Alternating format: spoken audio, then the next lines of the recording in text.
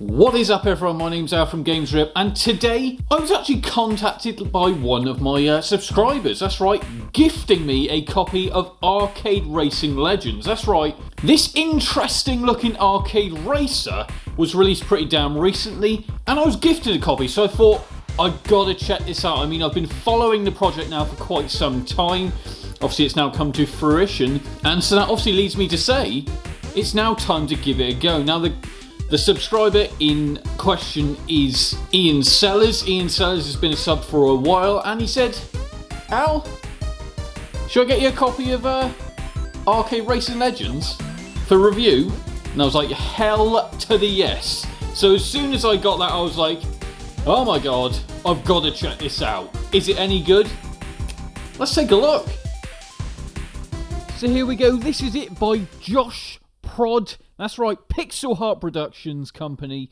That's right, we have Arcade Racing Legends. We finally have a new racing game on the Sega Dreamcast. And it's an arcade racer, which, let's face it, is, perfect on the Sega Dreamcast, the home of really decent arcade racers. So this is it. How cool does this look? I mean, don't get me wrong. By today's standards, yeah, it doesn't look fantastic. But this is on the Sega Dreamcast. I gotta say, I think it's a beautiful looking racing game. Can you just look at it. Look at the colours. And I gotta be fair to say this. One of the best looking racing games on the Sega Dreamcast. Would I be right to say that? I'm pretty sure I would be. Now the game does boast some really awesome cars in this game. And you can see some nice little Easter eggs. Some nice little nods to Sega's arcade racing past. Now I think I'd be right in saying I can't recognise all of them. Obviously, clearly Daytona USA right there. Christ. Now just imagine, that's right, the arcade racing game Daytona USA, the car, in this game. Yes, it's happened. And now this is clearly from, I'd say that's from Twisted Metal. Am I right in saying that's from Twisted Metal? Sponsored by PlayAsia. How cool is that? We got Pico in there. I mean, again, how awesome is that?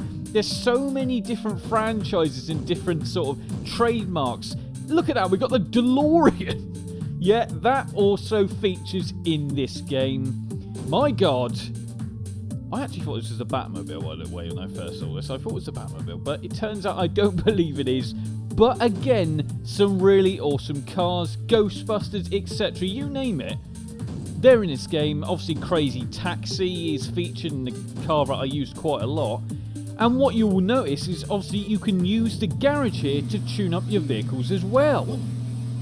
Which is obviously braking, handling, etc. Now, there are 15 vehicles in total. That's right, 15 vehicles in total that you can literally have at your disposal to race as freely as you want. Now, obviously, right now we're checking out the arcade portion of the game, the arcade portion. Obviously, there is career as well, which will obviously come on shortly. Now, obviously, the game has 7 circuits, different sort of environments, and, they all kind of have their own aspects of difficulty, if that makes sense. The corners can be pretty damn sharp, and you've got to get used to the steering. The steering at first did kind of elude me, I'll say. It kind of made me feel a little bit, not as if it was on ice, but it did give it that arcade feel. It obviously isn't simulation, which we didn't, it's not a simulation anyway. This is an arcade racer, and it clearly feels like that in the way it controls, but that isn't a bad thing. That's a good thing. In fact, the reason you can slide all over the place is because it's built like an arcade racer and not a simulation. Now, you can use the analog stick or the D-pad. Now, I would personally say use the D-pad. I actually think it controls slightly better with the D-pad. The analog stick just feels a little bit wayward, but it just feels a little bit, not sloppy either. It just doesn't feel quite as solid as using the D-pad. The D-pad feels very certain, if that makes sense, in the steering. It just feels right. Don't get me wrong, this with a steering wheel would be a lot of fun, but again, I'm not sure it would feel quite right the D-pad is where it's at when it comes to steering. Now let's discuss the actual career mode. The career mode is built up of, I believe it's 16 goals essentially. Now these all kind of feel a little bit like the mini games, funny enough, from Crazy Taxi, as you can see, driving Crazy Taxi car right now. But it feels like the career mode is essentially that. Well, there's certainly the start of it is. You're basically given objectives, each objective to complete the level, and when I mean that, I mean don't touch the sides or things like that to reach the end in a certain time limit.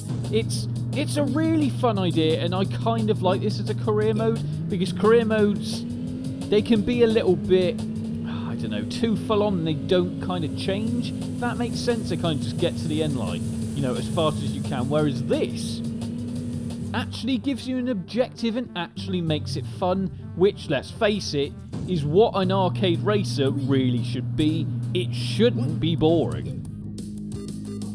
Now you'll probably be happy to know the game boasts, yeah that's right, split screen multiplayer, which again is something that we lack so much in racers nowadays, especially arcade racers. They just don't seem to come with split screen, but let me tell you, they do now.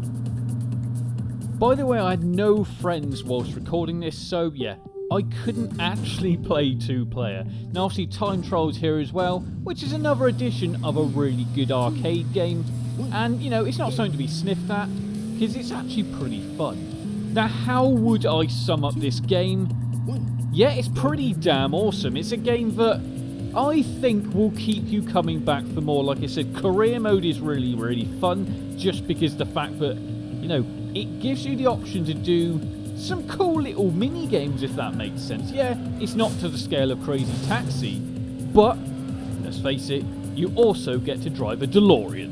What kind of arcade racer would it be without a DeLorean? Well, let me tell you, a pretty damn awesome one. And I've got to end this video by saying thanks to Ian Sellers for gifting this copy of the game to the show. Obviously, like, comment and subscribe, everyone.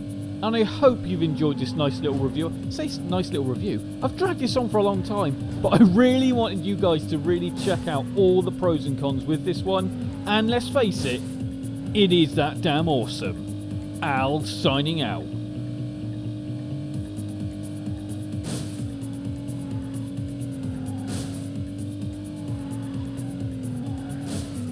You can now support the channel on patreon.com/GamesRip, as well as remember to like, comment and subscribe.